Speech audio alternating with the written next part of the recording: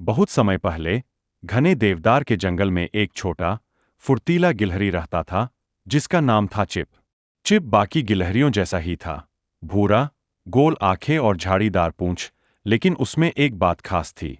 उसे हमेशा ऐसी चीजें खोजने की धुन सवार रहती थी जो एक तूफानी रात, जब तेज हवाएं पेड़ों से टकरा रही थीं, चिप ने जमीन पर एक चमकीला, अजीब पत्थर देखा। वह पत्थर न तो चमकता था और न ही कोई हीरा था। वह बस एक चिकना, हल्के नीले रंग का पत्थर था जिस पर कुछ अनजाने निशान खुदे हुए थे। चिप ने उसे अपने सबसे बुद्धिमान पड़ोसी, बूढ़े उल्लू के पास जाने का फैसला किया।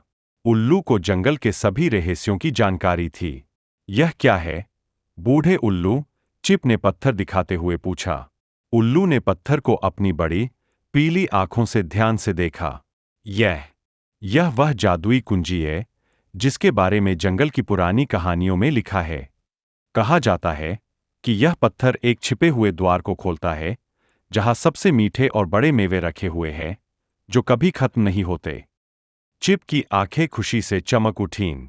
लेकिन उल्लू ने उसे चेतावनी दी, वह द्वार केवल तब खुलता है जब उसे बिना किसी स्वार्थ के खोला जाए।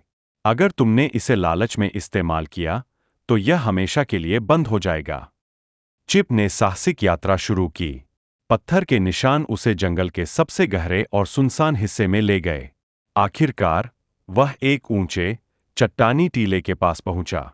वहां, उसने देखा कि एक विशाल, चिप ने जैसे ही पत्थर को सही निशान में लगाया, दरवाजा एक धीमी गड़गड़ाहट के साथ खुल गया।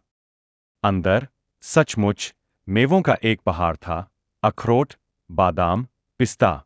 इतने मेवे की चिप ने कभी सपने में भी नहीं सोचे थे।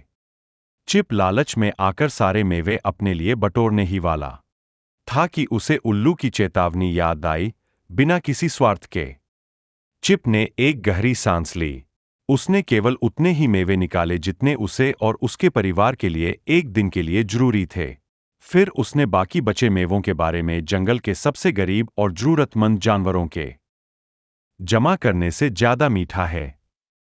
उस दिन के बाद, वह छिपा हुआ द्वार जंगल के सभी मेहनती जानवरों के लिए एक रहस्यमय भंडार बन गया। और चिप, वह न सिर्फ मेवों का सबसे अमीर गिलहरी बना, बल्कि जंगल का सबसे समझदार और दयालु हीरो भी बन गया।